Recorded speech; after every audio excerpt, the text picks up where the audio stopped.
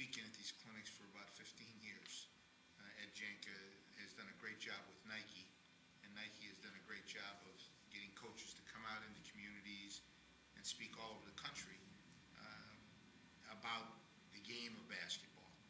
And clinics are a great way for coaches to learn about the game, because most of the coaches who are on the clinics have had very good success.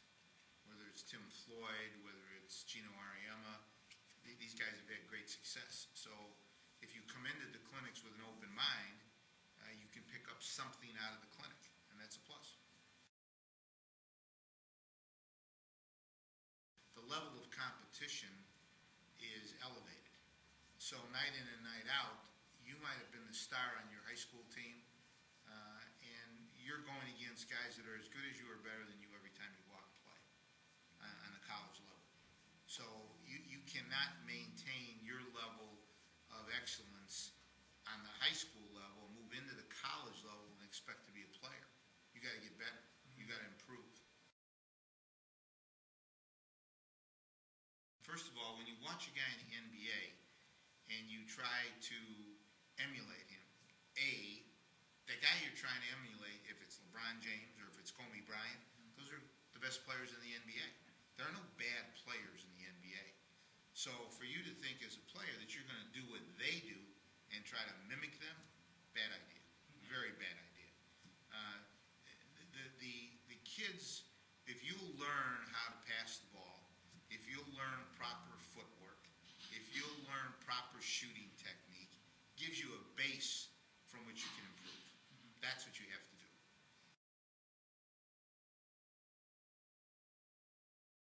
You have to understand that, if you're going to play at any high level and compete, then you have to understand what the work ethic is. You have to understand that you've got to go out and play hard every time you play.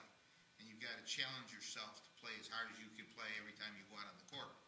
And that mentality means that you have to be in shape. That means that you have to come to play ready as a basketball player. You don't get in shape playing basketball. You're in shape to play basketball. That's a big issue. And I think a lot of young kids, they don't get that. So you have to have a mentality of being able to handle ups and downs. You have to compete. You're going to win some, you're going to lose some. You got to handle all of that. And that mentality is something that you develop over an extended period of time, like playing. Well, first of all, you have to be yourself. That's the bottom line. You have to have a set of beliefs that you feel will help you win games, and then you have to, at the same time, have some flexibility. You can't believe that you have all the answers all the time. I think coaches who are stringent in their approach and don't take in outside ideas get passed by, because the game is always changing. It's the same game, but it changes. And so you have to do some basic things to be successful. And as a coach, you have to commit to that. You have to commit to an ideal as to what you're going to allow on the court.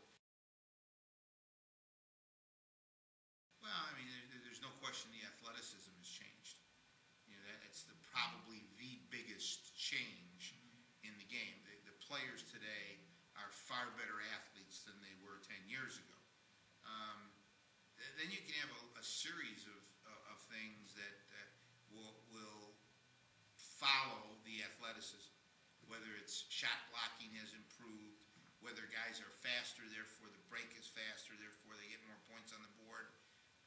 But the reality is that the fundamentals today are not as sound as the fundamentals of 10 years ago. Guys do not know how to play the game the way 10 years ago players played the game.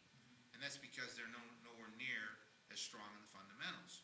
And they blame that on high school coaches, blame that on AAU teams, because they are more interested in just grabbing players, playing, winning games, I'm talking about AAU programs, and they don't sit down and say, look,